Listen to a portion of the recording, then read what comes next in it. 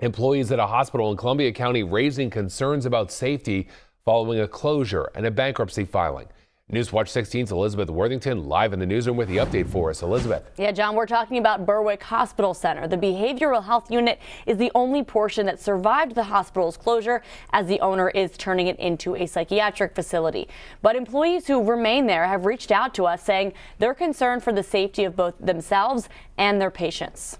We first told you about the owner's plans to shut down the acute care hospital in Berwick over the summer.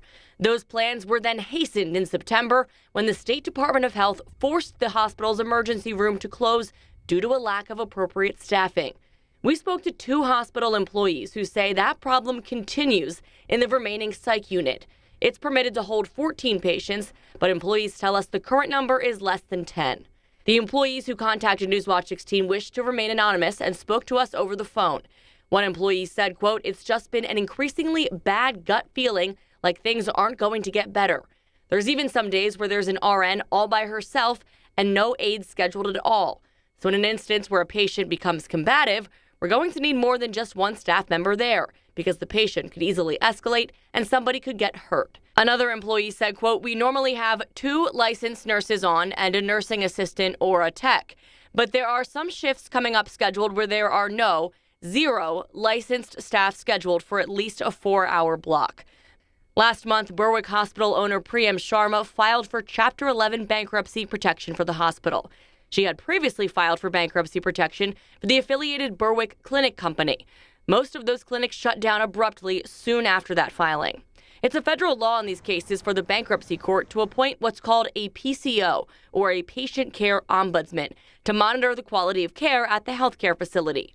In her latest report filed in court a little over a week ago, the ombudsman appointed to Berwick Hospital shared concerns similar to the ones employees told us about.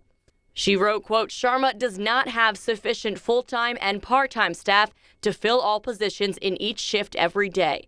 Currently, Sharma relies on staff working overtime or extra shifts. This is not a long-term solution." Sharma had previously told Newswatch 16 she planned to expand the facility from 14 beds to 39. That was last month. We reached back out to her. She now says she wants to eventually have up to 53 beds, but, quote, "licensing, staffing, and funding issues would need to be finalized before that would happen." In terms of funding, Sharma says the hospital can operate without more of it for the next 4 to 6 months. She says she needs to get more patients in order to break even and will turn a profit if she can, quote, "responsibly increase the number of patients to that max capacity of 14.